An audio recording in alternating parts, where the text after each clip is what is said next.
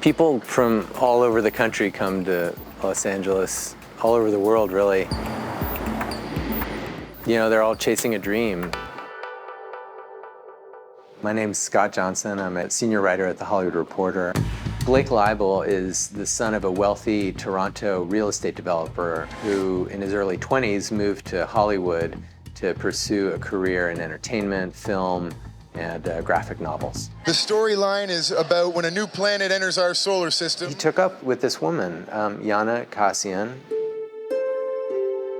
I think for a lot of women, Blake was a good catch. Yana was raised in Ukraine. She was a very curious and adventurous-seeking type of person. She fell in love with LA, shared her experiences with her mother.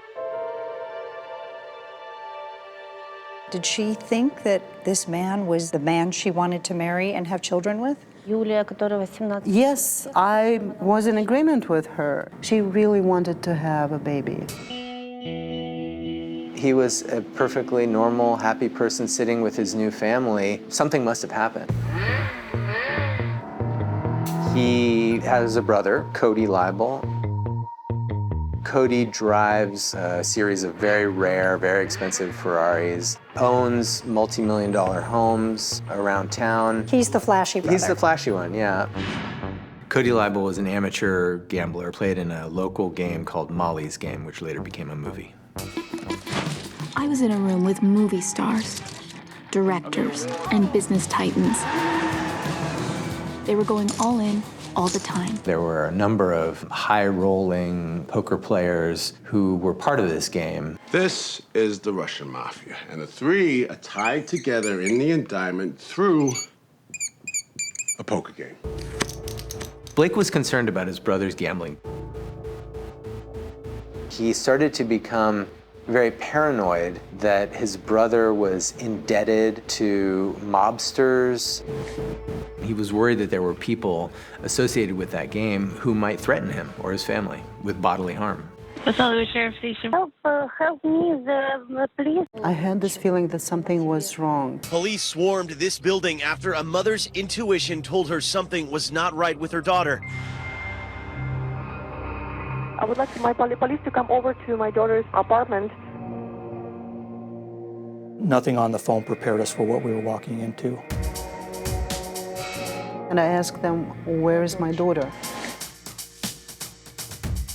And they didn't answer. It's hard to talk about it without kind of gagging. It's not often that a 48 Hours correspondent would caution a homicide detective about the language they use to describe a crime scene. The blood evidence in this case told me that this was a prolonged and brutal crime. The deeper you dig, the more mysterious it becomes. This case reads like a movie script. It's just more like a horror movie.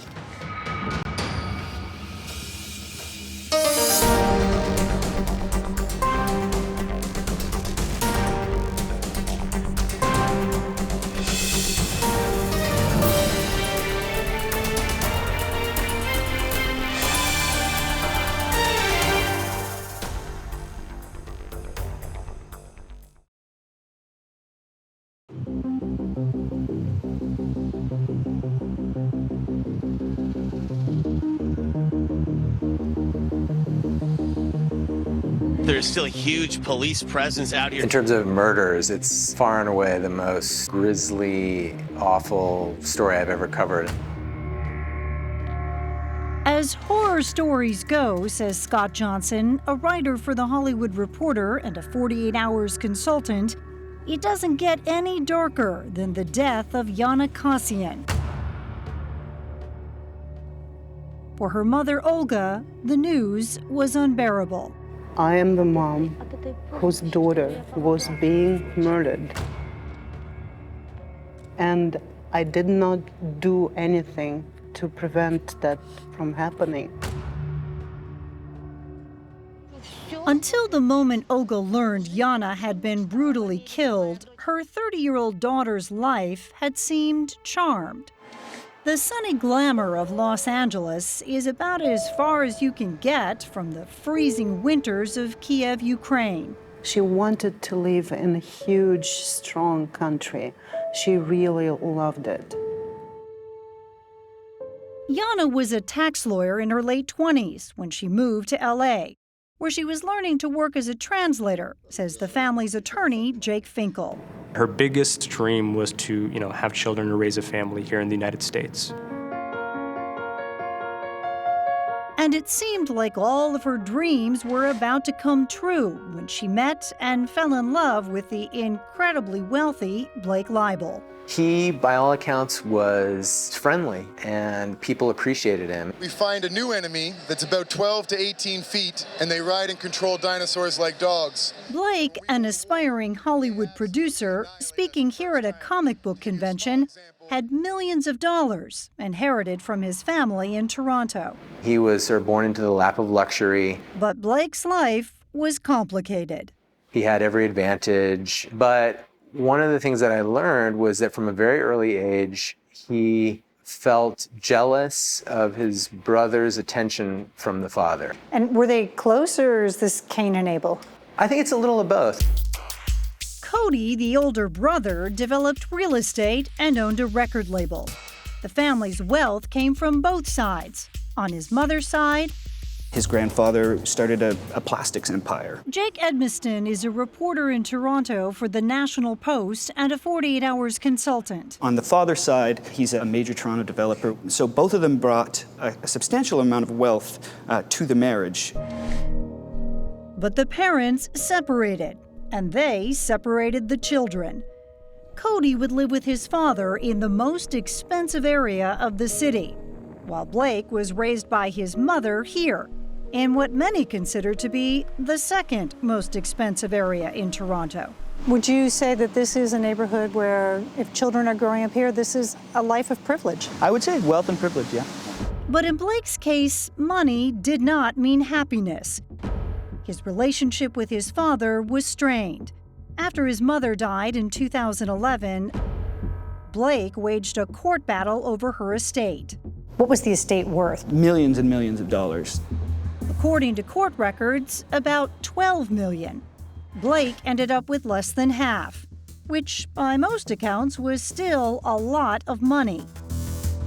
Blake continued his quest to write and direct in Hollywood.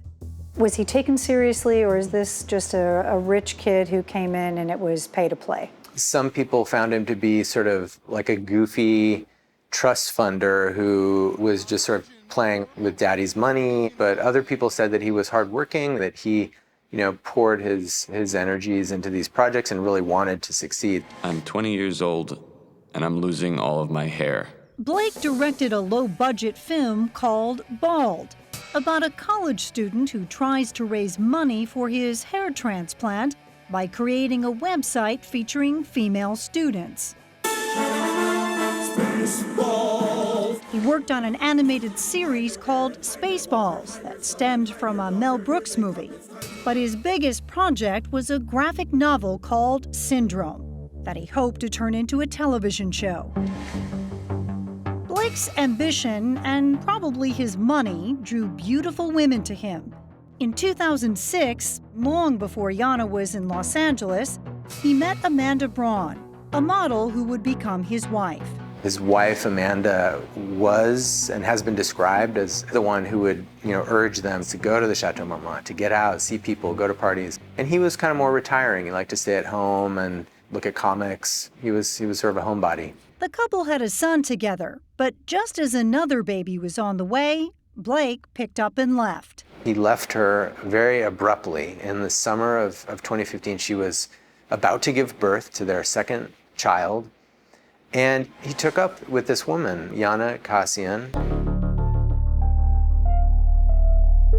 And he told Yana his marriage was over. It looks like things are actually going pretty well. They're taking trips. There's lots of dinners out.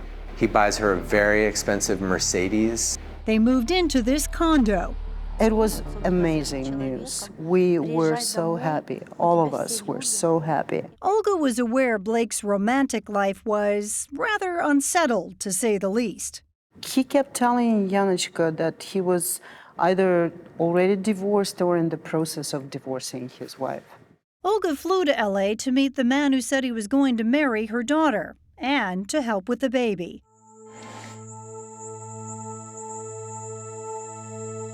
A few days later, a little girl named Diana was born on Olga's 60th birthday. Yana was happy. She was very happy. And he too. Father, mother, daughter, beautiful. In the first few days after Diana was born, Blake certainly seemed content with his new family. Did he seem like a good man, and was he kind to Yana? Yes, because he always kissed her, and he kept saying "любимая" in Russian, which means my beloved. That picture of the happy family was a stark contrast to a fear Blake felt a year earlier. And he was expressing these fears in these text messages to a very close friend. In Blake's mind, he believed his brother Cody may have had big gambling debts, and those poker-playing Russian mobsters posed a serious threat to everyone Blake loved. Texting, "These people Cody owes money to are dangerous."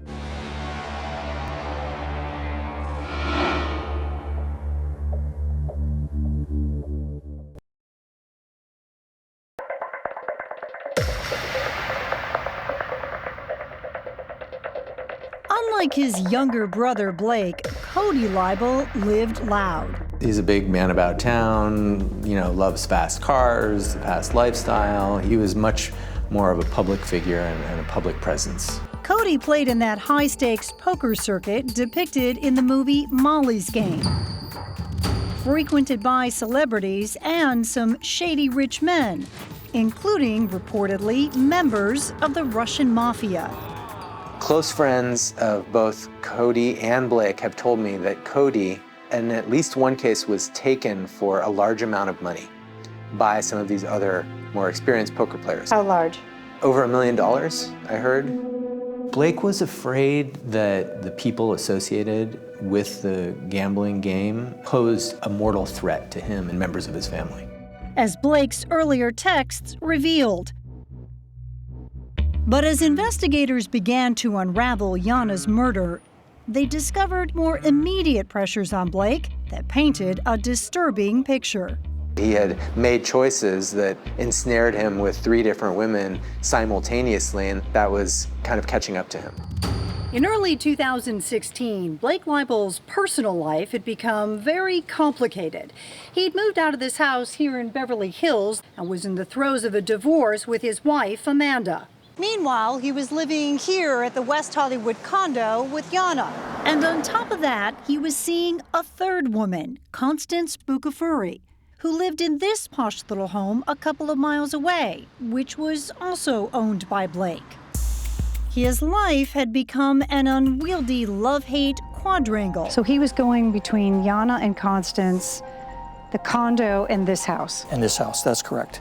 He's living multiple lives. Rob Martindale and Bill Cotter investigated Yana's murder for the Los Angeles County Sheriff's Department. They say that in mid-May 2016, less than a week before Yana's killing, Constance accused Blake of sexually assaulting her in this house. I believe that something occurred here. Some unwanted touching occurred in this house by Blake. Blake was arrested and held in jail. Yana had to help bail him out. It probably was a source for tension between the two. Blake was never prosecuted, but his affair was revealed to Yana. And she must have been asking Blake, what's going on here? We just had a baby together. Why aren't you at home helping me with the kid? I need your help. Olga says her daughter's dream of life in America was quickly turning into a nightmare. Yana was so afraid of losing Blake, she agreed to let her newborn daughter live with her mother in a separate apartment a few miles away, paid for by Blake. That way, Yana could focus on her relationship with Blake, who had suddenly become uninterested in the new baby. He constantly demanded sex and that he could leave her for another woman. Yana was still recovering from a C-section. He threatened to leave her for another woman if she didn't have sex with him? Yes, he even said that to her. To Olga, Yana seemed intimidated by Blake. He was controlling her like a hawk. He wanted her to do everything he wanted. Olga begged her daughter to move on from Blake and move in with her and the baby. And what would she say? She would run back to him. On May 23, 2016, Yana, seen on this security video, went shopping with her mother. Later in the day, Olga says Yana started getting texts from Blake. Upon receiving those texts, she would change like a chameleon. Her facial expression changed. After those texts, she would say, "I'm going to him." So she left. She did. The next afternoon, Olga had trouble reaching her daughter. I did try to call her, and the calls went to the voice message. 6 calls with no response. All of a sudden, I had this feeling that I have to go there. Call it mother's intuition. Just out of the blue, you had a feeling that you had to go to Yana and check on her? Yes. I wanted to go there, but the baby was sleeping. She called the police. They put me on hold for a very long time, and then eventually they found a girl who could speak Russian. After you called the police, do they go to the condo to check on her? I don't know. I called them again and again and again. Finally, she decided it was up to her. The morning after, I just called a taxi and rushed there myself. Help me. She's like a tiger trying to get to her cub. She wanted to get in that room.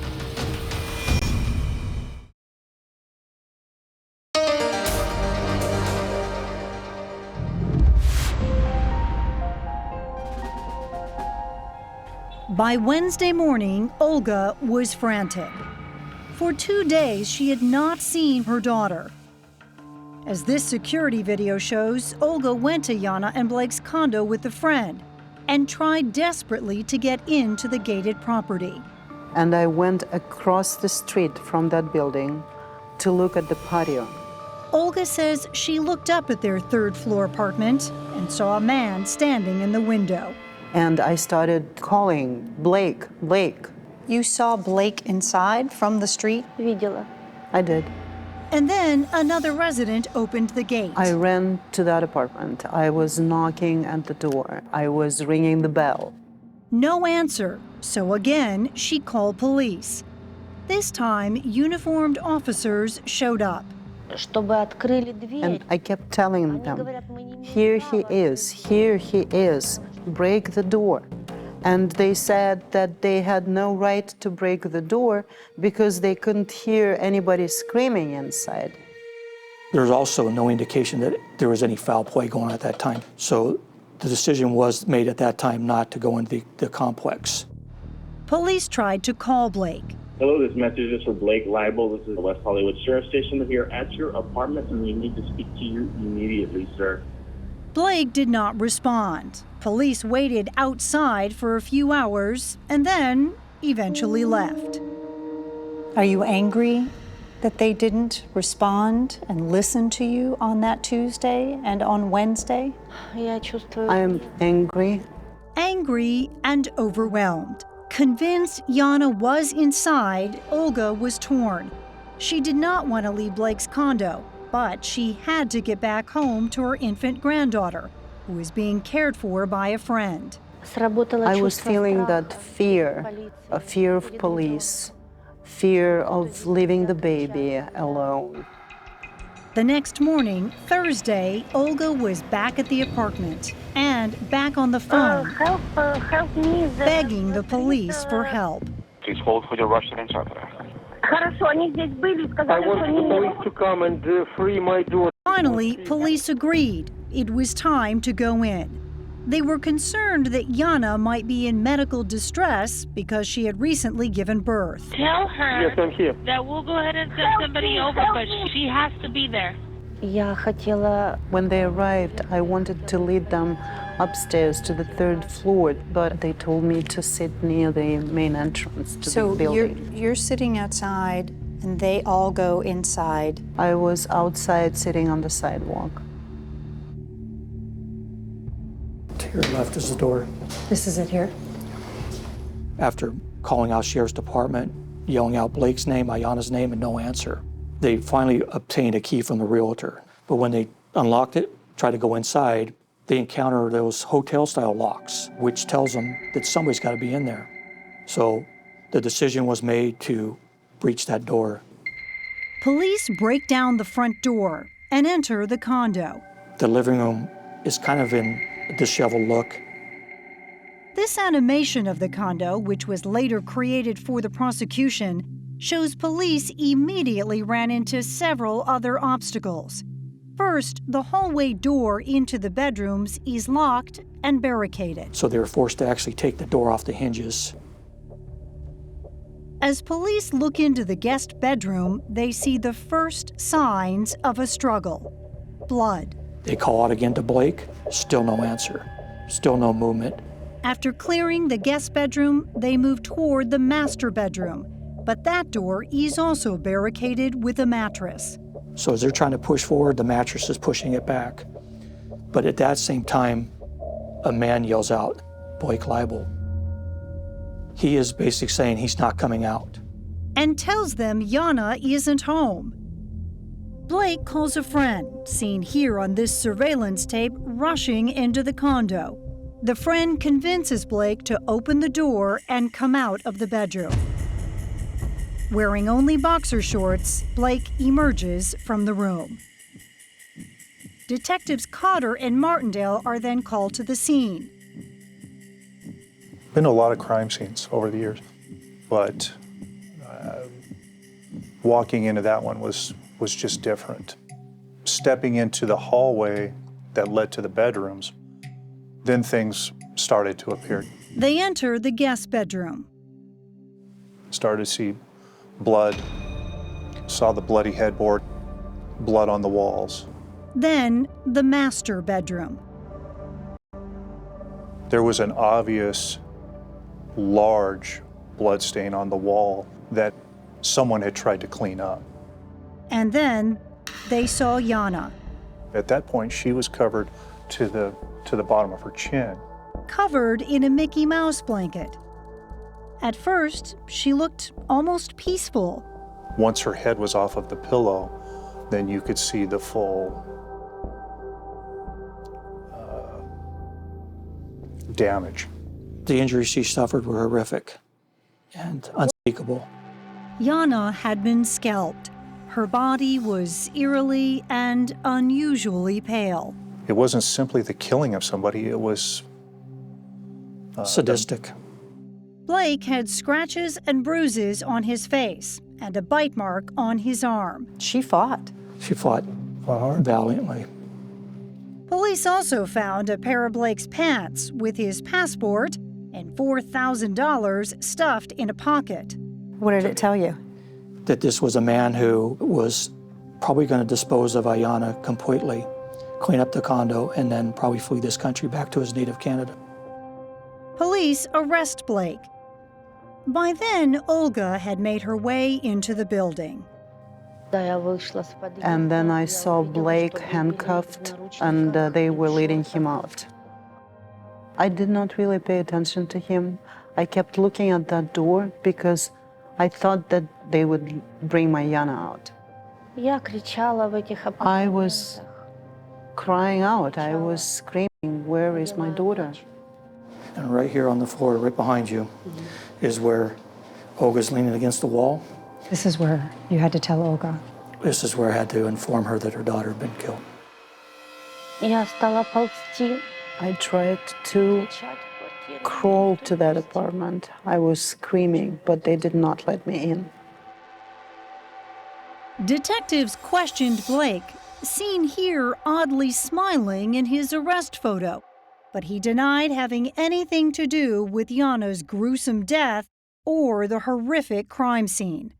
Did he give any explanation of what he thought happened to Jana? Like, who would have done this to her?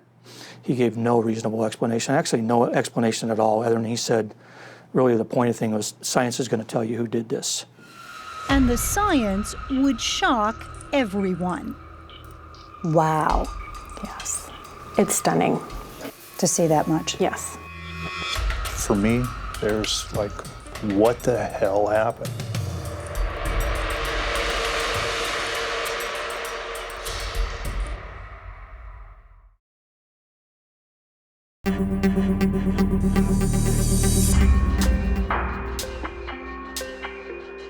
Blake Leibel told police the science would tell them just what happened to Jana, and it did.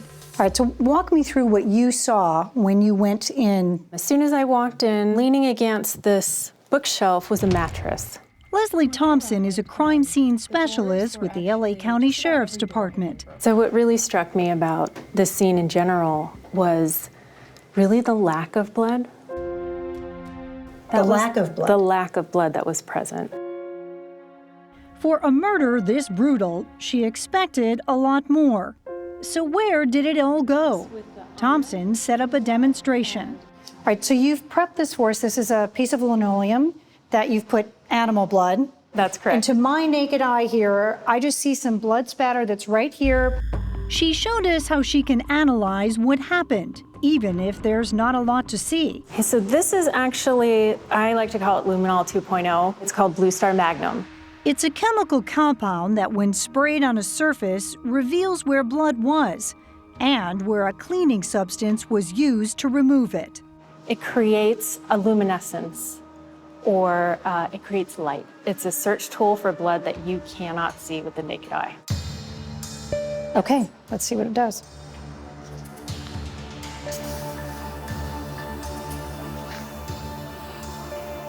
Wow. Oh, you can see the footprints, the wiping. When investigators first came into the master bedroom, they noticed some bloodstains on the mattress, but that was all they could see. Okay, let's bring up the Blue Star. Wow. Then the bathroom. This is what it looked like when you walked in, essentially? Essentially, yes. Okay, now bring up the Blue Star. Wow. And so this, none of this you could really see clearly? You couldn't see it at all. The guest bedroom also lit up. In fact, much of the condo was splashed with luminescence. It lit up. It lit up in a bad way. Even though we had been in there now for 2 days, until she did that and lit this up, and then all of a sudden, at least I gained a much better appreciation for what happened there. What was the story it said to you about Jana and what happened to her? The story was this event didn't just happen quickly in one location. And perhaps most shocking of all is how Jana died. It's called exsanguination. Am I saying it correctly? Yes. There's a new vocabulary word. Been a crime reporter for 25 years and I've not heard this one. First time I've heard it as well. Exsanguination, meaning the blood had been drained from her body. That's why Jana was so pale. Detectives believe it took between 6 and 8 hours for Jana to die. It was clear Jana's killer had tried to cover up any incriminating blood evidence, wiping down floors and walls. But where did all those cleaning materials, as well as the bedding and clothing, go? And this is the chute, so That's it. everything went down here. Yes. Almost immediately after they arrived, detectives noticed how close the trash chute was to the apartment. So this is the chute that... Came from the 3rd floor to, Right. to the trash dump. Detective Cotter and his team collected 11 trash bags from the dumpsters, each filled with an abundance of evidence: towels, clothing, and bedding. One particular item stood out, a bed skirt with this bloody handprint. As you can see, it appears part of the pinky finger is missing. Turns out Blake was missing part of his right pinky finger. Match for match, just Match for match. pinky missing. Yes. Everything at the scene pointed to Blake as the killer. There was no other suspects. It was clear as to what occurred. This murder had nothing to do with Russian mobsters or jealous girlfriends. There's no concrete evidence that Cody actually had big gambling debts, only that Blake believed he did. In fact, Blake never mentioned any scenario that pointed away from him. It also wasn't a drug-fueled attack. Only a small amount of marijuana was found in his system. So why did Blake kill Yana? Detectives struggled to find a motive. Now, I was trying to extract something to explain what can cause a man to do this to a woman he professed to love and was engaged to. Did you get anything from that interview that answered that question? When he said, "Women don't like me," and he alluded to the fact that if it wasn't for money, women wouldn't like me. I think that he's a person that controlled the women in his life with money. And I think at some point there was probably no was said to him, and I think he said, "You don't say no to me because I control the pocketbook." And I think that ultimately caused her demise. Still, a crime this unconscionable doesn't usually come out of nowhere, which is why detectives even tried looking into Blake's background. We ran into roadblocks. Not a lot of people would talk to us, none of his family would.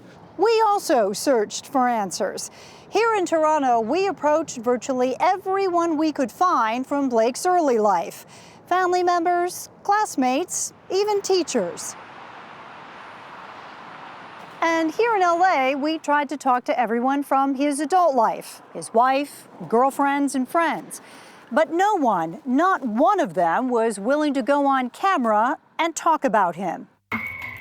Did you find anything in his background, any history, any whiff of a story that he was a violent or abusive or strange kid or teenager? No, none of Toronto reporter Jake Edmiston. I think speaking to people who knew him in different phases of his life, all of them are as shocked as we are. You know, the big question is, he must be crazy. Look at what he did. You know, he's tortured this woman. But Blake is not crazy, says forensic psychologist and 48 Hours consultant Chris Mohandy, who worked with the prosecution on this case. So you can do outrageous, heinous, terrible things to other people. That's different than being found insane or incompetent in the eyes of the law. Mohandy never met Blake, but a court-ordered psychiatrist did, and found Blake fit to stand trial. Mohandy says that's because Blake Leibel understands right from wrong, which is the legal standard. It's shocking what he did, but it's not surprising what he did. Mohandy points to Blake's background. A rich kid alienated from his father at a young age with a need for power and control over women. He's always gotten everything he wants when he wants it. But he also has an underlying violent fantasy life that he's been mentally rehearsing for years. And so when the rage comes out, it takes the form of those fantasies. The fantasies? Remember that graphic novel Blake was working on years before Yana's murder? Turns out it was about a vicious killer, and it was soon to take center stage in Blake's story. Good morning, ladies and gentlemen. In June 2018, 2 years after Yana's murder, a very different-looking Blake Leibel went on trial. Even without a clear motive, prosecutor Beth Silverman was sure once the jury saw that graphic novel, they would convict him of Yana's murder. This crime appears to be patterned after the defendant's book, Syndrome. But would that be enough? Tell me about when you heard the verdict.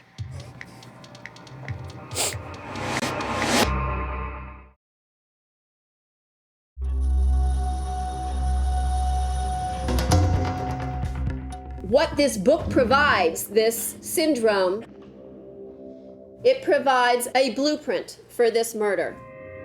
Prosecutor Beth Silverman believes Blake was acting out a fantasy from his graphic novel, which shows a doll with its scalp missing on the cover. Inside, more chilling details. The depiction of two victims hanging upside down in order to drain the blood or to exsanguinate the blood from these fictional bodies. Prosecutors say that during the prolonged period Blake was torturing Yana, Over and over and over again. he somehow manages to have food delivered several times, as this security footage shows. We know that the defendant had ample time to stop and change his mind. He chose to commit these horrendous crimes against Deanna Cassian. They also present all that blood evidence from the crime scene. Just to be clear, this is all the victim's blood. And along with the jury, Olga sees dozens of graphic photos of Yana. How a human could do such a thing. And for the first time, hears exactly how profoundly her daughter suffered. Why did you feel the need to sit through the trial and to sit through the details? Я ее мама. I am her mom, and I must put all her pain through me. Я хотела каждую фотографию целовать. I asked them to give me those pictures, those photos. I wanted to hug each of those photos and kiss each of those photos.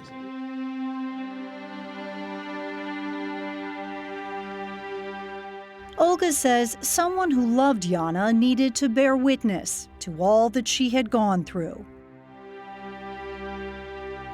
Blake's brother Cody was in court every day, but declined our request for an interview. Their father did not attend the trial. After 6 days of testimony from 14 prosecution witnesses, the defense calls none of its own. Instead, lawyer Haida Takasugi tries to create reasonable doubt, arguing that Blake didn't actually author that graphic novel. He hired writers. They brought the story to life, and it was presented for Mr. Leibel for his approval. And we believe, as is your duty as jurors, and you will, critically look at the evidence. We believe that you will realize its shortcomings and downfalls, that the only verdict in this case would be not guilty for the charges and all the special allegations. But the prosecution has the last word. This obviously was a vicious, a horrific, a gruesome, sadistic, unspeakably evil set of crimes. And it's your job in this case to seek justice. It takes the jury just 3 hours to reach a verdict. The clerk will read the verdicts. We, the jury, find the defendant, Blake Leibel, guilty of first-degree murder of Ayanna Kazian. Blake shows no emotion, but out in the hallway, Olga is overcome. Мне хочется кричать «Яночка». She just wants to scream «Яночка, Яночка, I'm sorry, I couldn't save you». Мы все тебя любим, Янусенька.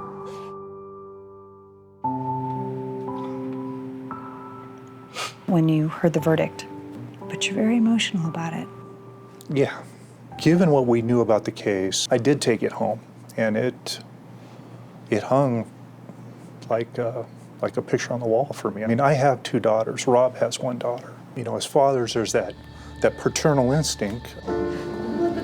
Olga says while she appreciates the detectives, she is also haunted by the knowledge that her instinct to call the police was not enough to save her daughter. Do you believe if they had broken down the door on Wednesday when you were there with them, that she would still be here today? Я думаю, да.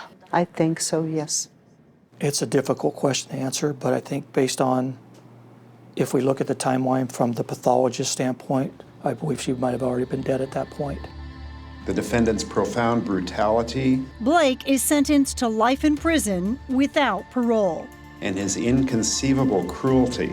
With both Blake and Yana gone, the focus is now on their 2-year-old daughter, Diana. Nothing can ever make the death of Ayanna right, but I'm hoping that the Leibel family does something honorable and assist in her time of need.